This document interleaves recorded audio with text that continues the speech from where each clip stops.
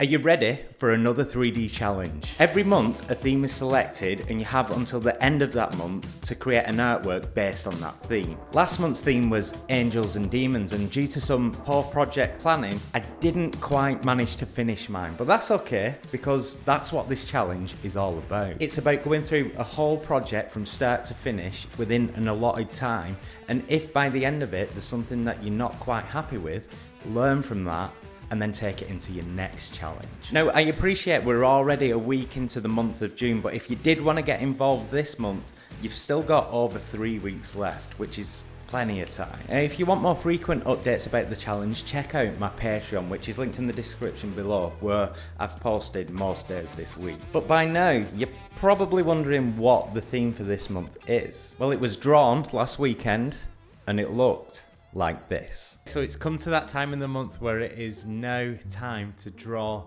the theme for June 2024 out of the hat. I've got a hat here. I've got a flat cap. Don't ask. I did go out for a tombola yesterday. Didn't manage to find one, but maybe next month we can get a proper tombola so you know I'm not cheating. Oh, also, right, so in this hat we've got 30 different pieces of paper and each one's got a different theme on it. This isn't the draw, but I'm just going to open this just to explain. So this says, can you read that? It says from the world of DC. All of these pieces of paper start with from the world of, and the reason I've done that is so that you can either do a character. If this was drawn, you could either do a character from DC, or you could do an original character that you think would live in the world of DC. So all of these start with from the world of, and so that one says DC. Just so you know that I'm not cheating, I'll just open a couple more. This one says from the world of How to Train Your Dragon, and I'll just show you one more at random. From the world of Solarpunk, which was one that was suggested on Discord the other day. And I didn't know what Solarpunk was, and I thought that was really cool when I googled it. So I wouldn't mind if that one came out. Now, there are some themes in here that I would prefer than others. If you want a little look in the hat, we have got 30 in there. I'll stop waffling and I'll just get on with it, okay? You can't see, so let's bring you in closer. Okay, are you ready? Right, we're gonna do this. We need a drum roll. I'm not looking.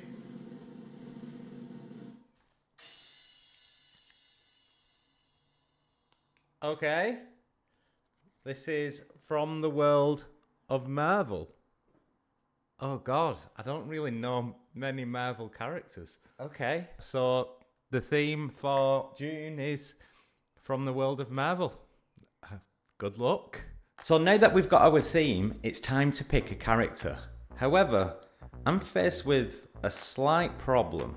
I don't really know that many characters from Marvel, so I'm basing my decision purely off my initial reaction to the designs of the characters that I've looked at. Now, I did know that I did want it to be female, and this might not come as a surprise to you, since that I more often than not sculpt female characters. And the reason for this is that I just enjoy it. I enjoy it so much more to sculpt a female character than a male character, and if I'm going to spend the next month working on this, I want to enjoy it at least. So that's my justification and I'm sticking with it.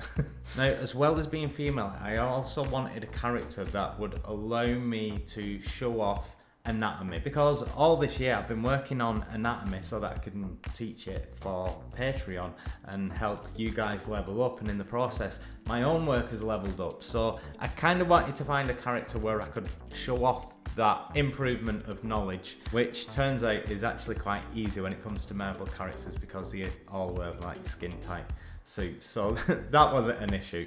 Now, a character did come to mind when I was thinking of superheroes and superhero movies, but that character was Catwoman, which I was pretty sure wasn't Marvel, and when I looked it up, of course she is from DC, not Marvel, so I couldn't do Catwoman. However, there's a very similar character from Marvel whose design I think I actually prefer. So let's jump on the computer and we'll have a look.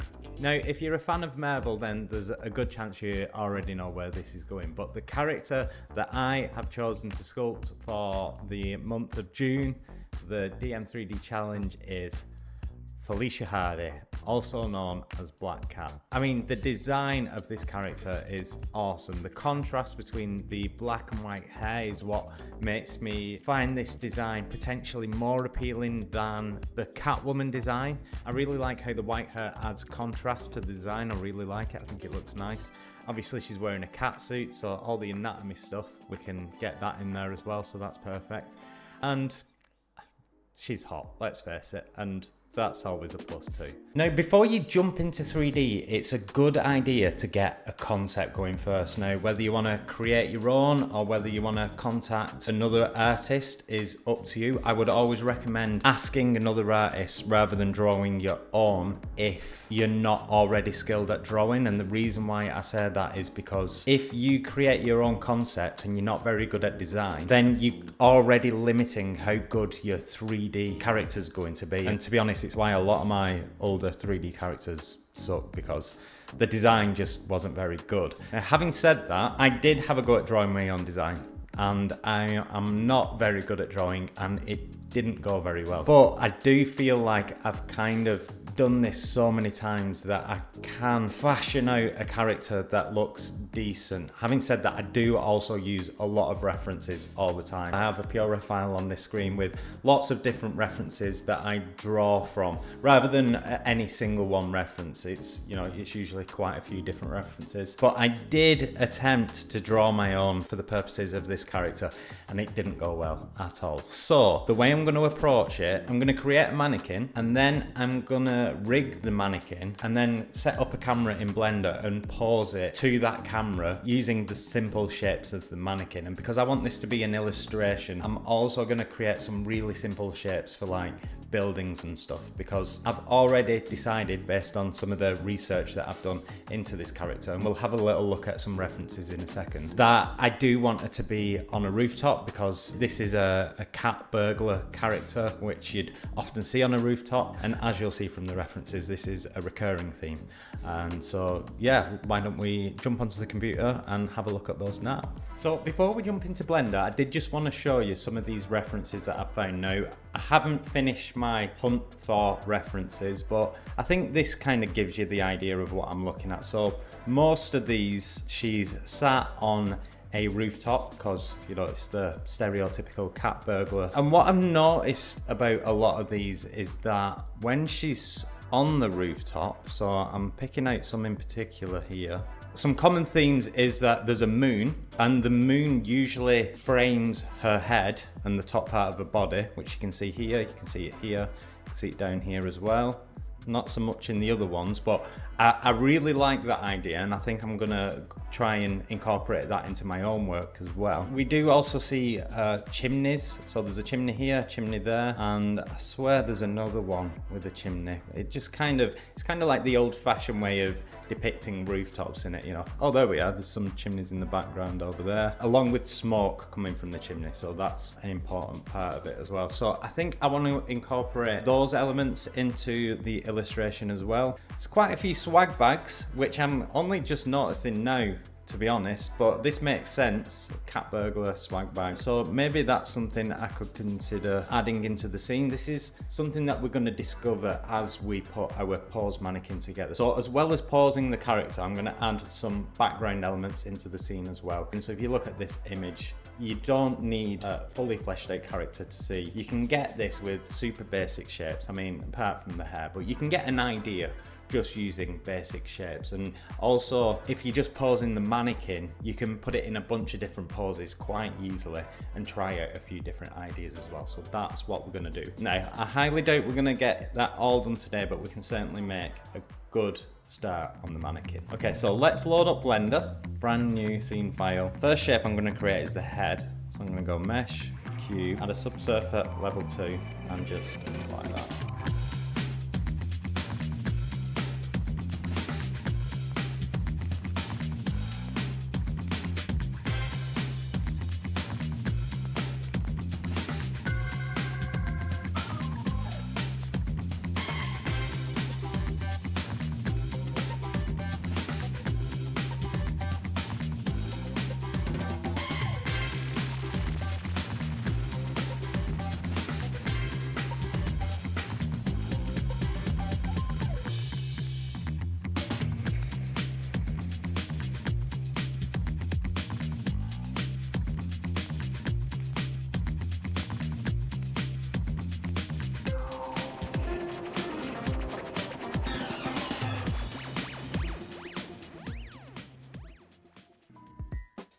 Okay, so this is where I got to with the character yesterday, and I'm gonna resist the urge to take this further because I really don't need to. I've probably pushed it further than it needs to go already, to be honest. I don't need to add this much in the way of anatomy. Now, after we rig this, we'll always be able to get back to this A pose later because we can just keyframe on, let's say, frame 10, the pose, and then on frame 0 we can have it how it is now, so we can always like move in between the two. So if I do want to work on it later, I've still got that option. But now I've got to decide whether I'm going to build the rig myself or if I'm going to use Auto Rig Pro. The first thing I'm going to do is a little bit of housekeeping, because at the minute all of these things are named cube. So let me just rename all these pieces. So now what I want to do is actually put her on the floor, because at the minute the floor is actually going straight through her head. So let's get her standing on the floor. I'll move everything up, go to Auto Rig Pro Smart, and then click Get Selected Objects. And so from here what I can do is add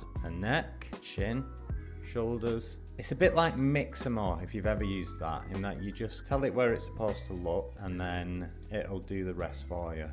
Set fingers to 1, because we don't actually have fingers in here, so it's just gonna have 1 finger, and then hit go and it crashes. I'm assuming it needs updating. Hang on. 6.5 hours later. Okay, so I've updated Auto Rig Pro now, so hopefully it should work this time. So I'm going to try that again. Select everything, get selected objects, add a neck, chin, shoulders, ankles. Okay, go. There we go. That's what we want. Cool. Now the idea is, now we could skin this. Do you know what? Let's create our control rig first, and then we can grab all these objects and then go to skin, bind. Okay, so right off the bat, this should now move. It does move. Do you know what? It might even be good enough just like this. Oh, this is awesome. I don't really need to do anything. Auto Rig Pro is just kind of taking care of everything for me. Do you know what? This is great. This is better than planned, really. So now we've got it rigged. I mean, that took 5 minutes, 10 minutes, not even that. And it's as good as we need it to be. I can't see many issues. Given that we're just trying to find some poses with our character, I actually think we might get away with this. So now what I'm going to do is set up a camera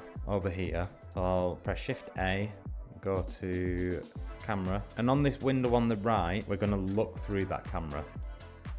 Make sure we have a perspective, let's say 75mm. And we also want to set our resolution. Now, I'm going to set my resolution to be a 4:5 aspect ratio, because that is the best aspect ratio you can get on Instagram, and that is purely all I'm basing this on.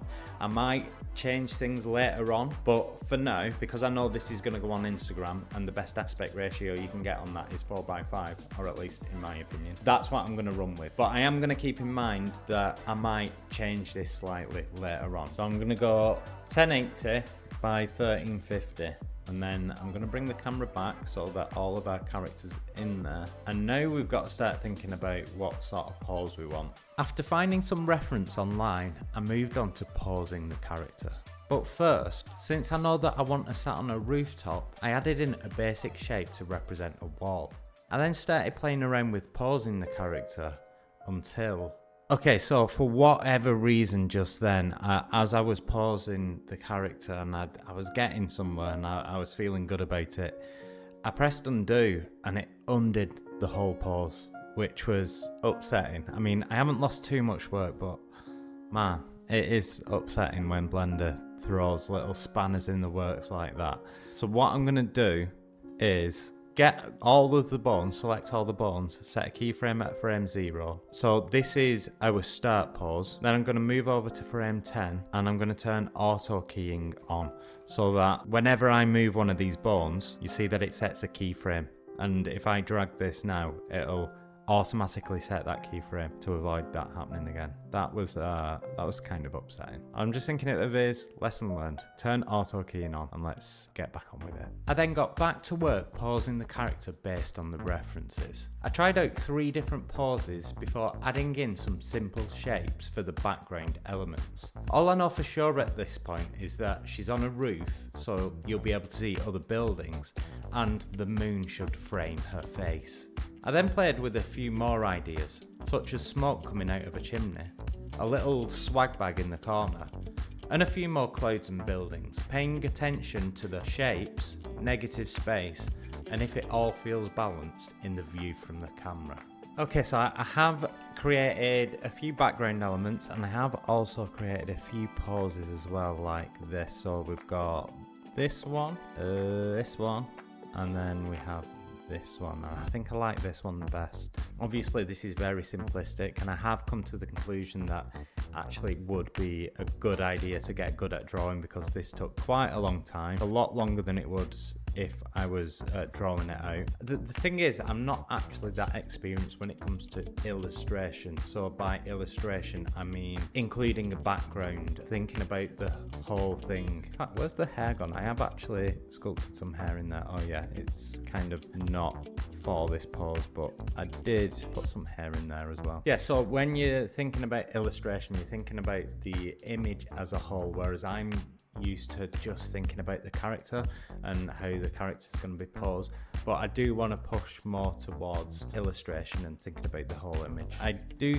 quite like this pose. I do think I probably want to move the camera a little bit and probably tweak some things in the background, but you can kind of see what I've done there. Just super basic shapes to just give me an idea of where I think this is going, and I do like this pose right here. But yeah, I feel like I've made some progress. I know what I need to do with the anatomy now, because I know the pose, and I can always get back to my A pose as well. Like, that's not an issue. It looks kind of weird like that. She's absolutely giant when viewed from this perspective. So what I'm going to do is focus just on creating the character, and then if I've got time, I'll work on the background elements later on, and this has helped me get an idea of what I want to get into the scene. Unfortunately, that's all we have time for this week, and I have actually worked a little bit more on this character, but you're going to have to wait until next week to see that. Unless you're a patron, of course, and you'll continue to get regular updates on Patreon and Discord. Now, if you want to learn how to sculpt stylized characters yourself, check out my Gumroad store, where I have a course on sculpting a stylized head, as well as a running series on sculpting a stylized character through learning stylized anatomy. Oh, and sod it, as a thanks for making it to this point in the video, I know a lot of people are gonna have clicked off by now, so just for you, the people that have made it this far, the first 10 people to use the code that I'll pin in the comments can get 40% off anything from my Gumroad store, so make sure you act fast. Don't forget to hit the like button and subscribe so you don't miss next week's. I'm super excited about this project, can't wait to see how it goes. But until next week, have fun sculpting. Peace.